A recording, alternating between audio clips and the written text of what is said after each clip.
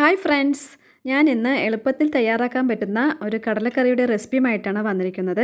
അതിനായിട്ട് ഞാനിവിടെ 3 ഉരുളക്കിഴങ്ങ്, ഒരു വലിയ സവാള, ഒരു തക്കാളി, 10 വെളുത്തുള്ളി, ഒരു ചെറിയ കഷ്ണം ഇഞ്ചി എന്നിവ എടുത്തിട്ടുണ്ട്. അതെല്ലാം ഞാനിവിടെ അരിഞ്ഞു വെച്ചിട്ടുണ്ട്. ഇഞ്ചിയും വെളുത്തുള്ളിയും ഞാനിവിടെ ചതച്ചിട്ടല്ല എടുത്തിരിക്കുന്നത്, അരിഞ്ഞിട്ടാണ് എടുത്തിരിക്കുന്നത്. അപ്പോൾ ഒരു പ്രത്യേക ടേസ്റ്റാണ്. കടല ഞാൻ തലേദിവസം തന്നെ കുതിർക്കാൻ ഇട്ടിട്ടുണ്ടായിരുന്നു. അത് കുതിർന്ന് വന്നിട്ടുണ്ട്. ഇനി നമുക്ക് ഒരു കുക്കർ വെച്ച് അതിലോട്ട് കടല ഇട്ട് കൊടുക്കുക. ആ കുതിർക്കാനിട്ട വെള്ളത്തോടു കൂടെ തന്നെ നമുക്ക് കടല ഇട്ട് കൊടുക്കാം. അതിനുശേഷം നമുക്ക് അരിഞ്ഞു വെച്ച ഉരുളക്കിഴങ്ങ്, തക്കാളി, വലിയുള്ളി, ഇഞ്ചി, വെളുത്തുള്ളി എന്നിവ ചേർത്ത് കൊടുക്കുക.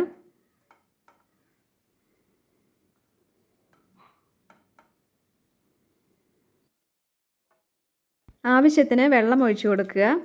അതുപോലെ ആവശ്യത്തിന് ഉപ്പും കുറച്ച് മഞ്ഞൾപ്പൊടിയും ഇട്ട് കൊടുത്തതിന് ശേഷം നമുക്ക് ഒന്ന് ഇളക്കി അടച്ച് വെച്ച് വേവിക്കാം.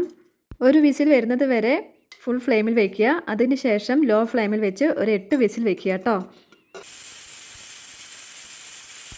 8 വിസിൽ വന്നിട്ടുണ്ട്. ഇനി നമുക്ക് അത് മാറ്റി വെച്ചതിന് ശേഷം ഒരു പാൻ വെച്ച് അതിലേക്ക് ആവശ്യത്തിന് എണ്ണ ഒഴിച്ച് കൊടുക്കുക. എന്നിട്ട് പെരുംജീരകം ഇട്ട് കൊടുത്തു. ഒരു 3 ഗ്രാമ്പു ഇട്ട് കൊടുക്കുക. ചെറിയ കഷ്ണം പട്ട ഇതുപോലെ പൊട്ടിച്ചിട്ട് കൊടുക്കുക. ഒരു 3 തക്കോലം ഇട്ട് കൊടുക്കുക. ഇതുപോലെ കറിവേപ്പിലയും ഇട്ട് കൊടുക്കുക കേട്ടോ. ഇനി നമുക്ക് ഒരു സവാളയുടെ പകുതി അരിഞ്ഞത് ഞാൻ ഇട്ട് കൊടുക്കുന്നുണ്ട്.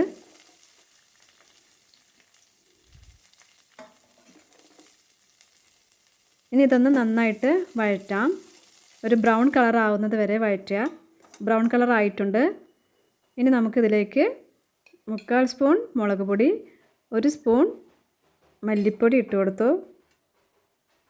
അതിനുശേഷം ഒന്ന് വഴറ്റുക. അതിൻ്റെ പച്ചമണം പോകുന്നത് വരെ ഒന്ന് വഴറ്റുക. എന്നിട്ട് ഞാനിവിടെ ആ വേവിക്കാനിട്ട ഉരുളക്കിഴങ്ങ് ഉടച്ച് വെച്ചിട്ടുണ്ട്. ആ ഉടച്ചത് കൂടി നമുക്ക് ചേർത്ത് കൊടുക്കാം. എന്നിട്ട് കുറച്ച് വെള്ളവും കൂടി ചേർത്തതിന് ശേഷം നന്നായിട്ടൊന്ന് ഇളക്കി കൊടുക്കുക. നന്നായി ഇളക്കി അതൊന്ന് ഉടയാത്തതുണ്ടെങ്കിൽ നന്നായിട്ടൊന്ന് ഉടച്ചു കൊടുക്കുക കേട്ടോ. ഇതുപോലെ നന്നായിട്ടൊന്ന് ഉടച്ചു കൊടുക്കുക. ഇനി നമുക്ക് വേവിച്ച് വെച്ച കടല ഇതിലേക്ക് ഇട്ട് കൊടുക്കാം. ഉരുളക്കിഴങ്ങ് ഇങ്ങനെ ഉടച്ച് ചേർക്കുകയാണെങ്കിൽ നമുക്ക് നാളികേരത്തിൻ്റെ ആവശ്യമില്ല കേട്ടോ. കാരണം നമുക്ക് ഗ്രേവി ആയിട്ട് തന്നെ കിട്ടും. അപ്പോൾ ഇതുപോലെ ഉടച്ച് ചേർക്കുക. ഇനി ഞാൻ ഇതിലേക്ക് 1.5 സ്പൂൺ ചിക്കൻ മസാലയുടെ പൊടി കൂടി ചേർക്കുന്നുണ്ട്.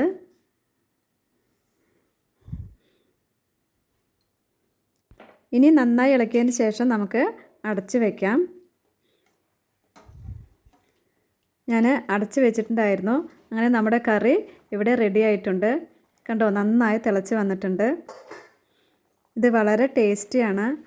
എളുപ്പത്തിൽ തയ്യാറാക്കാൻ പറ്റിയൊരു കറിയാണ്. അപ്പോൾ എല്ലാവരും ട്രൈ ചെയ്ത് നോക്കണം. എന്നിട്ട് തീ ഓഫ് ചെയ്തതിന് ശേഷം നമുക്ക് ഇതുപോലെ കറിവേപ്പില ഇട്ട് കൊടുക്കുക. ഇത് നമുക്ക് ഇടിയപ്പത്തിനും പുട്ടിനും അതുപോലെ ദോശയ്ക്കും നല്ല ടേസ്റ്റായിട്ടുള്ളൊരു കടലക്കറിയാണ്. എല്ലാവരും ഒന്ന് ട്രൈ ചെയ്ത് നോക്കണം. വീഡിയോ ഇഷ്ടപ്പെട്ടാൽ ലൈക്ക് ചെയ്യാനും കമൻറ്റ് ചെയ്യാനും മറക്കല്ലേ.